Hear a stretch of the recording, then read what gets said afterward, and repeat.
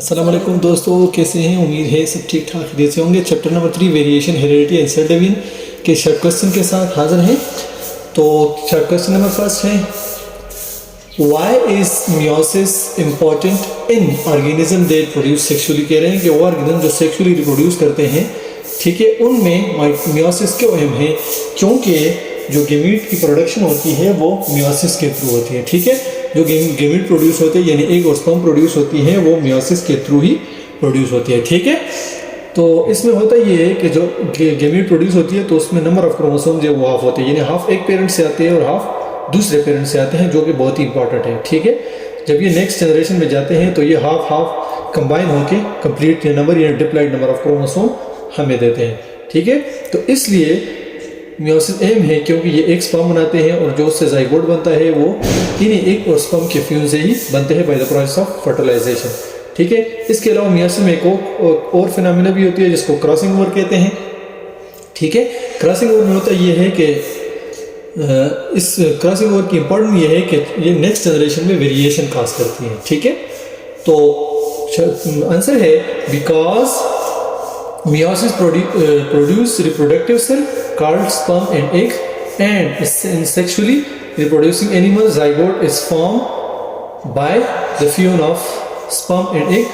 By the process of meiosis, the number of chromosome is reduced to half both in sperm and egg, which is must है। By crossing over, meiosis also help in creation of variation in next generation। जो next generation आएगी उसमें variation भी काज करती है।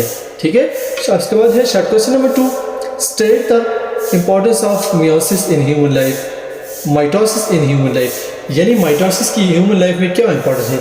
याद रखनी है कि जब कभी भी ग्रोथ होती है वो माइटोसिस के थ्रू होती है, डेवलपमेंट में भी माइटोसिस का रोल है। इसके अलावा हीलिंग ऑफ फाउंड, यानी जब कभी हमें इंजरी हो जाती है तो वहाँ पे जो नए सेल बनते हैं वो भी माइटोसिस के थ्रू ही बनते हैं, यानी जो वाउंड की हीलिंग होती है उनका कवर होता है, रिकवर होता है, उसमें भी माइटोसिस का रोल है। ठीक है, इसके अलावा regeneration and asexual reproduction also take place, यानी एसेक्सुअल रिप्रोडक्शन भी माइटोसिस की, क्योंकि बहुत सारे प्लांट्स हैं उसमें एसेक्सुअल रिप्रोडक्शन होती है। ठीक है, और ये भी माइटोसिस के थ्रू ही होती है। ठीक है, रीजनरेशन में भी माइटोसिस का बहुत ही इंपॉर्टेंट रोल है। तो mitosis help in growth, development, healing of wound, ठीक है, regeneration and asexual reproduction also take place through mitosis. ठीक है, ये सारे माइटोसिस के थ्रू ही होते हैं। आप इसके बाद है question number 3, what is the significance of spindle fibre in cell division. Significance of spindle fibre क्या है सेल डिवीजन में? जब सेल डिवीजन होती है तो जो सेंट्रियोल होते हैं वो डिवाइडेड हो जाते हैं, पोल्स पे चले जाते हैं, फिर उसके बाद स्पिंडल फॉर्मेशन होती है। ठीक है, ये स्पिंडल फॉर्मेशन सेंटर से लेकर सेंट्रियोल यानी दोनों पोल तक होती है। ठीक है, तो ये जो स्पिंडल फाइबर है ये क्रोमोसोम के साथ अटैच हो जाते हैं और क्रोमोसोम को अपनी तरफ खींचना शुरू कर देते हैं। क्रोमोसोम जो पेयर की फॉर्म में होते हैं उनके सेंटर में सेंट्रियोल होता है। जब ये स्पिंडल फाइबर उन सेंट्रियोल क्रोमोसोम को अपनी तरफ पुल करते हैं तो जो सेंट्रियोल होता है वो ब्रेक हो जाता है, दरमियान से टूट जाता है और जो क्रोमोसोम है वो एक दूसरे से सेपरेट होकर पोल की तरफ मूव करना शुरू कर देते हैं। यानी स्पिंडल फाइबर जो है वो क्रोमोसोम की सेपरेशन यानी क्रोमोसोम की मूवमेंट में रोल प्ले करते हैं। Spindle fibre help in the separation of sister chromatid during cell division by providing a pulling force provide करते हैं। Spindle fibre form on centriole present at the opposite pole. ठीक है, both opposite यानी cell के दोनों opposite side पे मौजूद होते हैं। और dividing cell and pull the chromosome toward themself. In this way chromosome centromere break and chromatid separate. Centromere जो है वो ब्रेक हो जाता है और क्रोमेटिड जो है वो एक दूसरे से सेपरेट हो जाते हैं। Fourth and last short question है कि universe see frog, snake and lizard during extreme winter as they hibernate. कह रहे हैं कि लेजर्ड, स्नेक और फ्रॉग को हम सर्दियों में नहीं देखते हैं, ये ट्रू है।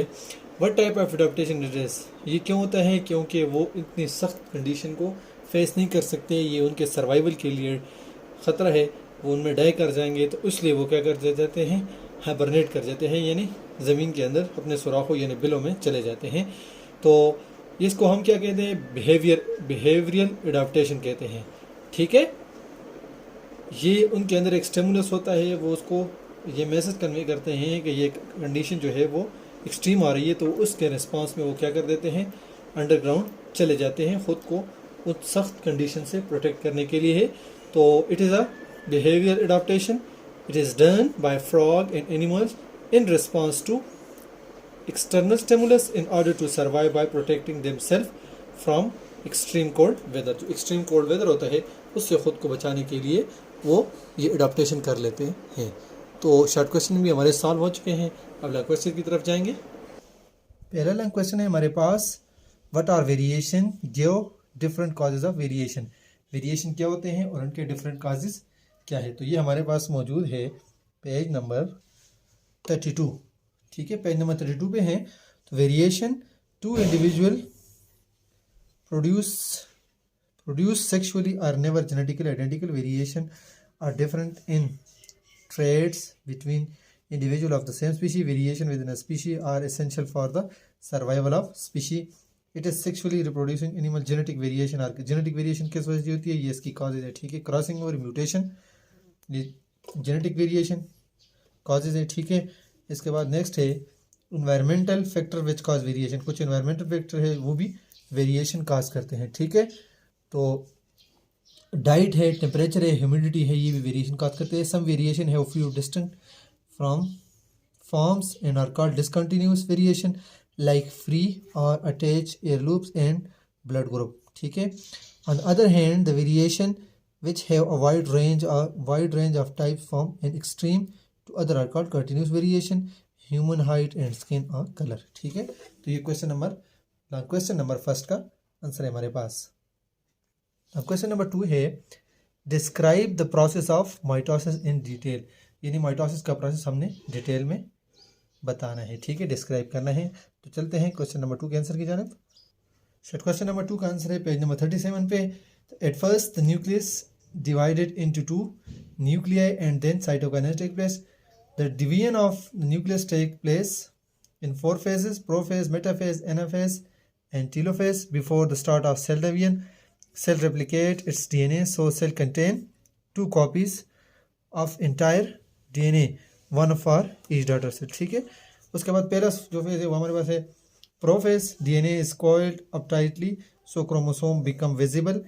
As DNA is already replicated, each chromosome has 2 chromatid attached at centromere। ठीक है, इसके बाद नेक्स्ट है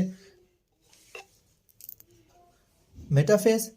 All chromosome are aligned in the center of the cell। ठीक है, तमाम जो क्रोमोसोम है वो सेंटर में अलाइन हो जाते हैं। ये देखिए, ये लाइन अप हो गए।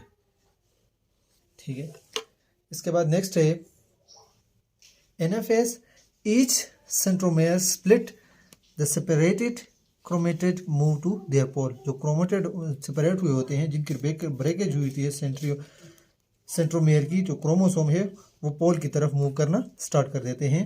टीलोफेज है, telophase chromosome uncoil and disappear. Chromosome जो है वो अनकॉइल हो जाते हैं दोबारा और डिसअपियर होना शुरू हो जाते हैं। ठीक है, during the phase of telophase. और लास्ट पे आते हैं साइटोकाइनेसिस। साइटोकाइनेसिस वो प्रोसेस होते हैं जिसमें फाइनली जो सेल होते हैं वो 2 सेल में डिवाइड हो जाते हैं। Finally 2 daughter cell separated from each other. तो ये क्वेश्चन नंबर 2 का आंसर भी सॉल्व हो चुका है। ठीक है, नेक्स्ट वीडियो में इंशाल्लाह स्ट्रक्चर रिस्पांस क्वेश्चन यानी आखिरी सेक्शन पे जाएंगे। थैंक यू, देखने के लिए बहुत शुक्रिया। अल्लाह हाफिज़।